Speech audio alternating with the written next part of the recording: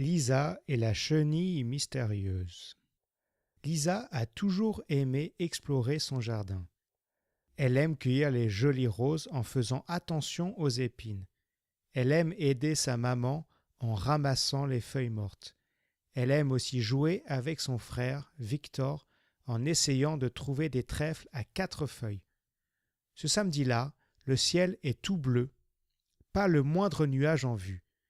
Lisa se dit que c'est une journée parfaite pour aller dans le jardin. La petite fille commence par inspecter les buissons en fleurs. Elle ferme les yeux en sentant le doux parfum qui flotte dans l'air. Elle écoute attentivement le chant des oiseaux qui fabriquent un nid dans un arbre. Ce que Lisa préfère, c'est regarder toutes les petites bêtes qui se cachent dans son jardin. Il y a tout d'abord les fourmis qui marchent à la queue leu-leu comme des soldats. Puis, il y a aussi les vers de terre qui aiment se cacher dans le sol. Lisa prend aussi plaisir à compter les taches sur le dos des coccinelles. Cela fait déjà un moment que la petite fille est dans le jardin. Quand elle fait une belle découverte, cachée sous un plant de persil, une belle chenille se traîne sans se presser. La chenille est la plus magnifique que Lisa ait vue de toute sa vie. Elle est verte avec des taches noires, blanches et oranges. Timidement, Lisa avance sa main vers la feuille et ne bouge plus. Elle est très heureuse de voir que la chenille grimpe sur sa main. Les toutes petites pattes de la bestiole la chatouillent, mais Lisa veut la garder le plus longtemps possible. La petite fille reste un long moment dans le jardin avec sa nouvelle amie. Elle oublie tout ce qu'il y a autour d'elle. Elle oublie même le temps qui passe jusqu'à qu'elle entende la voix de sa maman. « Lisa, Lisa, il faut rentrer » dit sa maman. Lisa n'a pas envie de laisser sa nouvelle amie pour rentrer chez elle. Elle a alors une idée. Elle décide qu'elle ramènera son amie la chenille avec elle. Comme un ninja, elle se faufile dans la maison sans faire de bruit. Elle court jusqu'à sa chambre et s'enferme rapidement. Puis, avec beaucoup de précaution, elle pose la chenille sur son bureau. « Je vais t'appeler Margot » lui dit Lisa. La chenille se met à ramper doucement sur le bureau. Lisa se demande si elle ne va pas tomber. Elle se dit qu'il faut trouver une maison pour Margot. Après le goûter, Lisa demande à sa mère de lui prêter un bocal. « Pourquoi as-tu besoin d'un bocal, Lisa ?» lui demande sa maman. Lisa a peur que sa maman lui interdise de garder sa chenille, mais elle n'aime pas mentir, surtout à sa maman. Elle lui raconte alors comment elle a trouvé une chenille dans le plant de persil et comment elle l'a ramenée dans sa chambre. « Est-ce que je peux la garder, maman ?» demande Lisa. « Je veux d'abord voir cette chenille » lui répond sa maman. En prenant sa maman par la main, elle court vite jusqu'à sa chambre pour lui présenter Margot. « Tu as raison, Lisa, c'est une bien belle chenille. Je vais t'aider à lui fabriquer une petite maison. » Lisa et sa maman placent Margot dans un grand bocal en verre. Puis elles font des trous dans le couvercle du bocal. Il faut bien que Margot respire.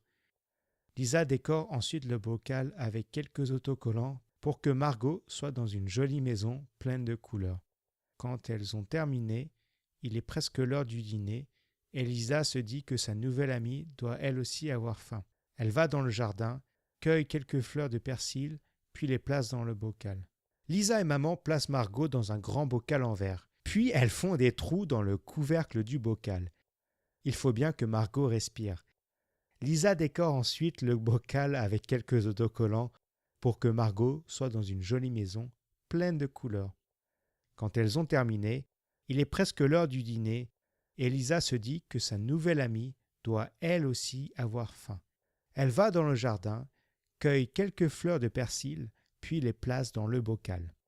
Avant de se coucher, Lisa parle longuement à sa chenille. Elle est persuadée qu'elles vont bien s'entendre.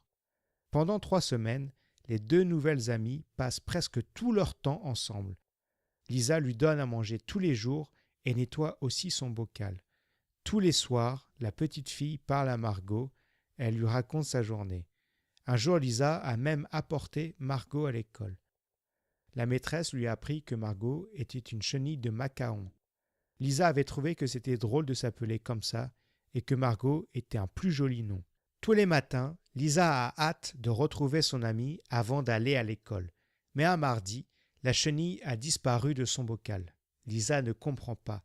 Le couvercle est encore en place, mais il n'y a que des feuilles et quelque chose qui ressemble à du coton dans le fond du bocal. En rentrant de l'école, Lisa est décidée à élucider le mystère de sa chenille. Elle vérifie dans toute sa chambre si la coquine s'est échappée. Mais elle ne retrouve pas Margot.